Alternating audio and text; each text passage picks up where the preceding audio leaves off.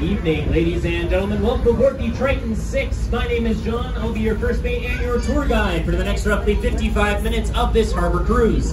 Before I get too far along, I do have one further and far more important introduction to make, and that is for Mr. Handsome. Devices we carry on board this ship.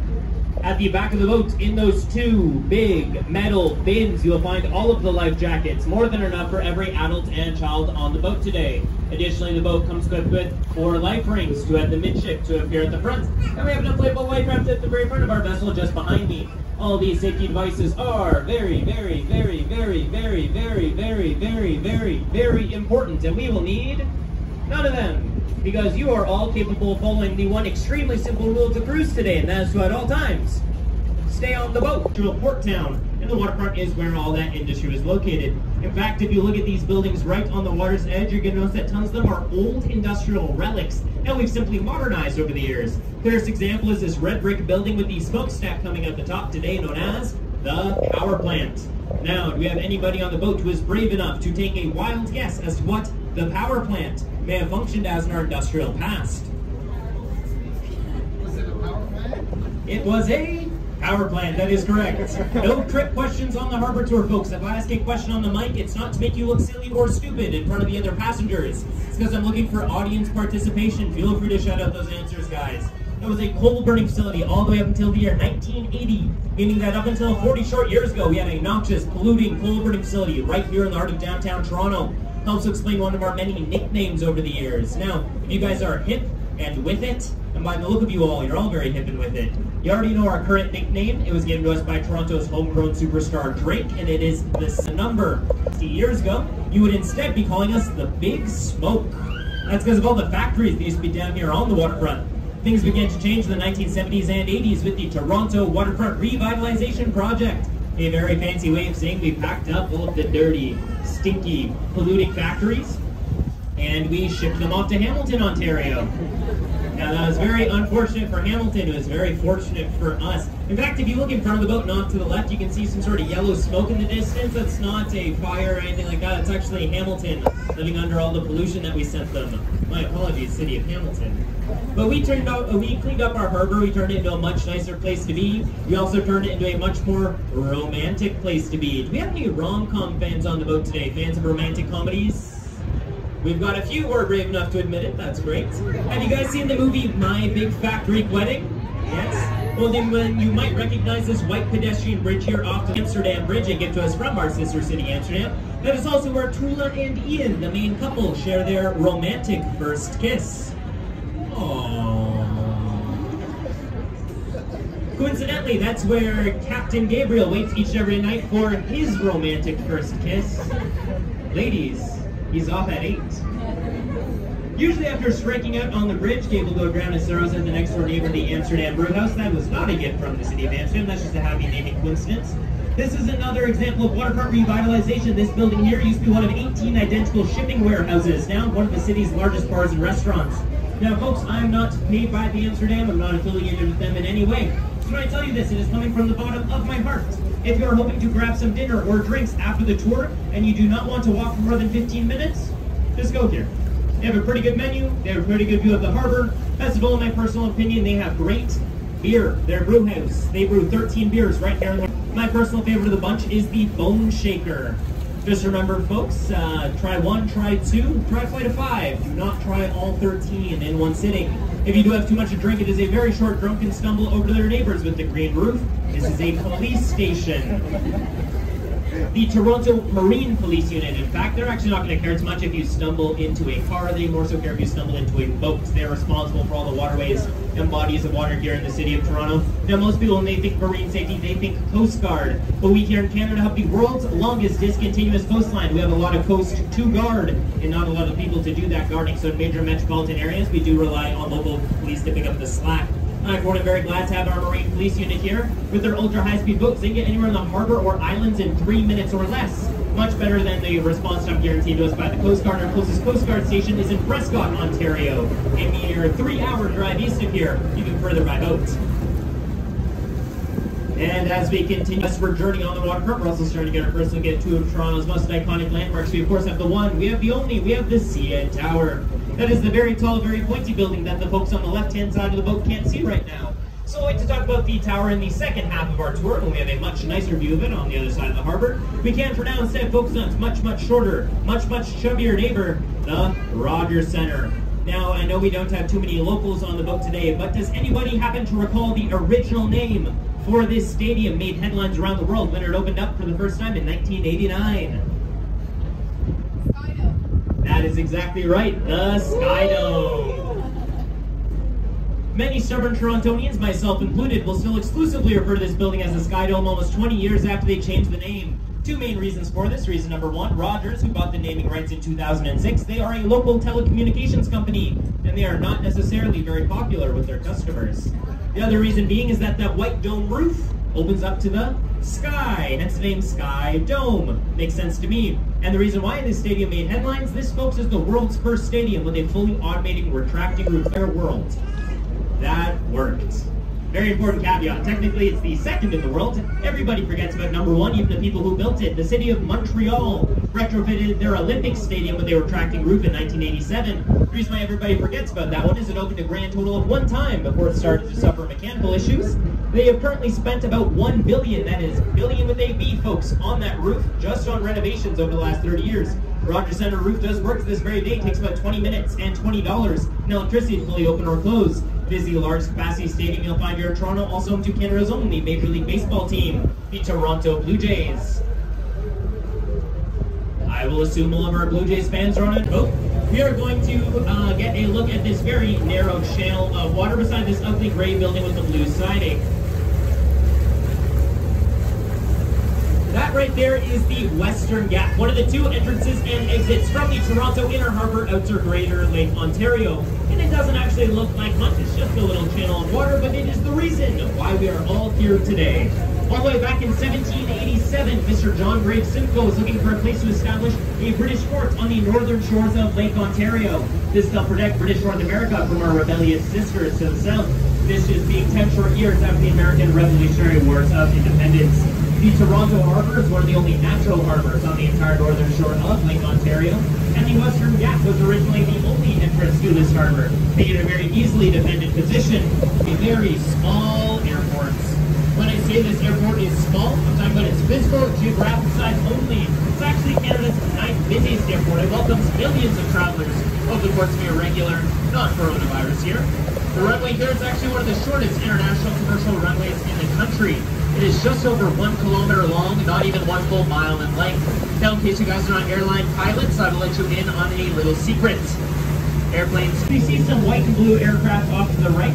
Those are Porter Airlines Dash 8s modified Q400s. Those airplanes, very sensitive. Now, using smaller, slower planes does impact the destinations that are available to you. This is an international airport, but only down their planes right to the water's edge. They can touch down immediately. Make use of every inch of runway room. This leads to some very gorgeous approaches. It also leads to some very scary landings. Pilots who do not leave themselves enough room, they have to undergo what's known as touch-and-go maneuvers. This is where a pilot touches down and they realize, I screwed up. I don't have enough runway room to stop. So instead they have to speed up, accelerate, and attempt to take off again at the other end of the runway in one fluid motion. That can be very, very dangerous, very, very time-consuming. So it is kept to an absolute minimum. And unfortunately, we did have to learn the hard way here in Toronto that tall ships and low-flying planes do not mix. Back in 1941, the Sam McBride public... No, folks, they're not going to kill us if we enter the keep-out zone. But Captain Gabriel and I, we'd be in a world of trouble.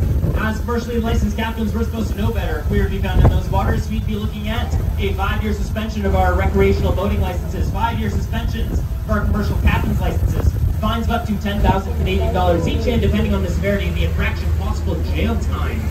Now, I do know a couple of things about Captain Gabriel, a couple of secrets about his personal...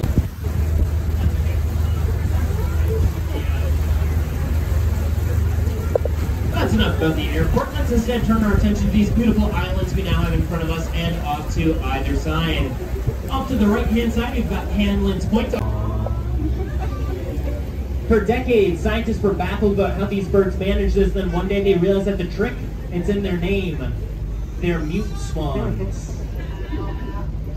Corny jokes aside, we actually received the mute swan as part of a trade deal with the British royal family. They are the Queen's birds.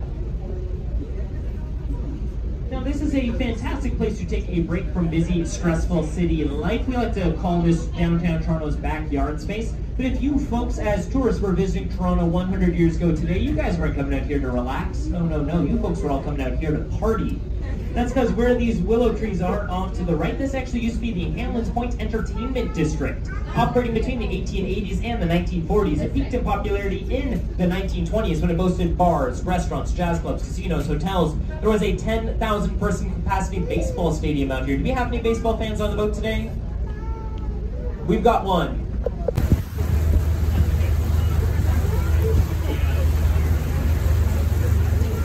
That's enough about the airport. Let's instead turn our attention to these beautiful islands we now have in front of us and off to either side. Off to the right-hand side, we've got Hamlin's Point. Now, this is a fantastic place to take a break from busy, stressful city life. We like to call this downtown Toronto's backyard space. But if you folks as tourists were visiting Toronto 100 years ago today, you guys weren't coming out here to relax. No, you folks were all coming out here to party.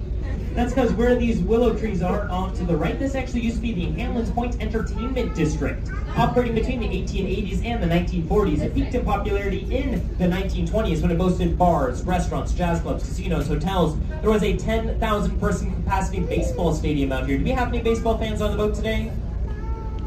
We've got one.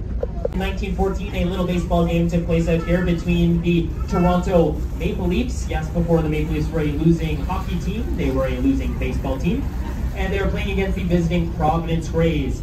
The Providence Rays had brought with them a newly signed rookie player, when this man at bat. He went by George Herman Ruth, better known today as Babe Ruth. And this was professional home run #1 hit out here on the Toronto Islands. Given that he was an unknown rookie at the time, nobody thought to go for a swim to collect that baseball. But we have not made that mistake since. Numerous professional diving efforts have gone underway over the years, and absolutely none of them have been successful. If that ball were to be found today, it would undoubtedly so. Today, I'd like to remind you all of a safety announcement from the beginning of our tour. We do have life jackets located at the back of the boat. Good luck. Happy hunting. No, folks, unfortunately, if you guys were to come out here today, you're not going to find a baseball stadium, you're not going to find Babe Ruth's baseball, you're actually not going to find any of that entertainment district at all. That's because after peaking in popularity in the 1920s, we do have the Great Depression in the 1930s, World War II in the 1940s, and the finishing blow came in 1954. That is when Hurricane Hazel came to Toronto. One of only a few times in history such a powerful storm has made it so far north. Hazel killed more than 80 in the city of Toronto, completely destroyed all the wooden structures that used to be out here on the western portion of the islands. The government decided to instead rebuilding an already failing entertainment district. They would instead convert it. In 1914, a little baseball game took place out here between the Toronto Maple Leafs. Yes, before the Maple Leafs were a losing hockey team, they were a losing baseball team. And they were playing against the visiting Providence Rays. The Providence Rays had brought with them a newly signed rookie player. When this was the north, they'd direct them to a local sympathetic doctor who'd give them their whiskey prescriptions, and they'd spend a little bit of money out here at the entertainment district. I do at this point want to extend a heartfelt thank you to Captain Gabriel. In case you have not yet noticed, he has set you up for my favorite view of the Toronto City skyline. Not just my favorite view on the tour, my favorite overall. If you are on the right-hand side of the boat, you will notice we did not install any glue traps on your seats. Feel free to stand up, walk around, take your next...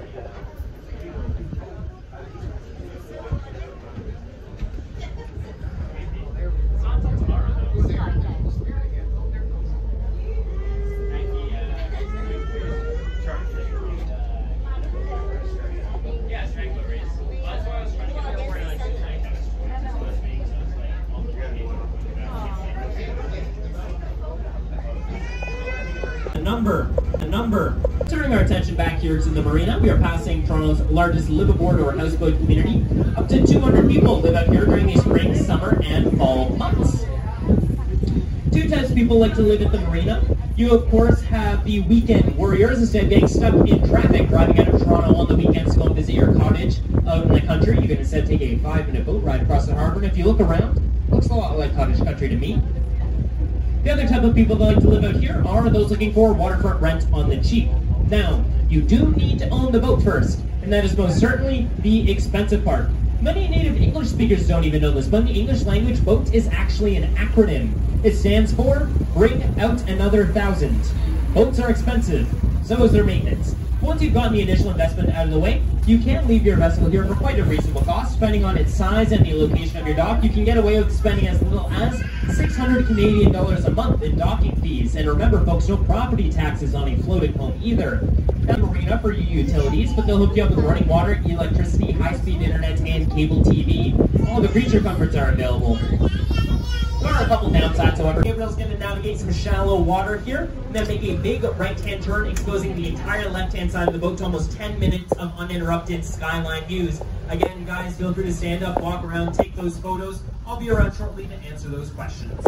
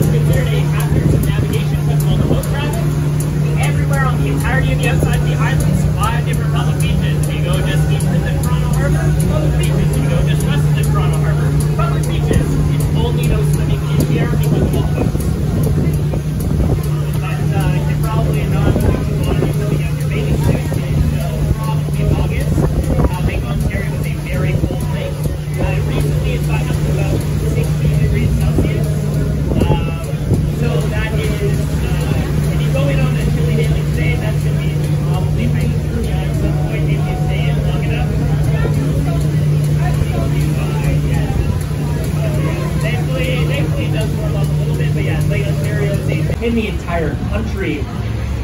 CN was having trouble communicating with their trains via radio signal, via radio transmission, and so they knew they'd need to build a radio tower to get over all of the buildings. They just thought they'd build the biggest in the world, help put themselves in Toronto on the map, flex a little bit of Canadian engineering muscle. It was actually about 80% of the way through the planning process that one of the engineers had what I like to call a very bright idea. He said, hey, wait a minute, guys. Why don't we put an observation deck up there, and maybe we can charge tourists a little bit of money and help them recoup our construction costs.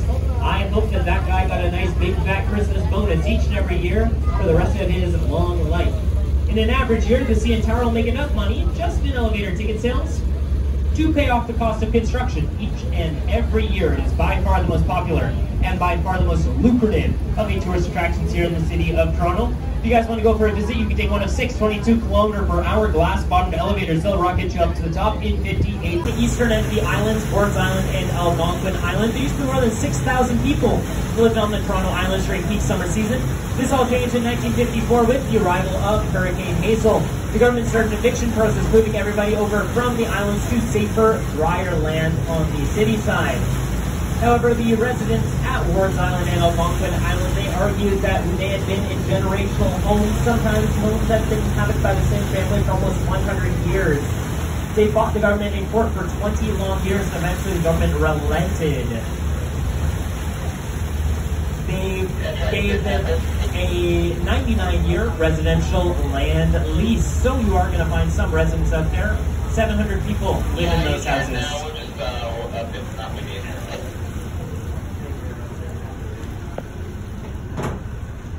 And last but certainly not least, folks, I did have a very important question that I do need to answer on the microphone for everybody. What on earth is the concrete ball? Is it a Pokeball? No. Is it a Death Star? No, it is a sundial. It is actually a piece of modern art, interactive and open to the public. You guys can try it out after the tour. It works great even this late in the day. What you do is you walk up that brown metal ramp into the center of the mall, you put your arm out straight in front of you. This will cast a shadow. Sundial is a device that uses shadows to tell the time of day based on the position of the sun in the sky. Then you rotate your forearm 30 degrees counterclockwise, and then you look down at your wristwatch. That is the largest non-functioning sundial in the country. Folks, they built it wrong. Only time of day it accurately tells us is that we have reached the end of the tour. Now, at this point, I do need to hop off the microphone and assist Captain Gabriel in the docking process. If you guys can do me a favor, it is to stay happy, stay healthy, stay safe, and most importantly, to stay seated. I'll let you guys know when it's safe to stand up and disembark the boat. Have a lovely rest of your day, guys. I'll hopefully see you all on the Toronto Island soon. Have a good one, folks.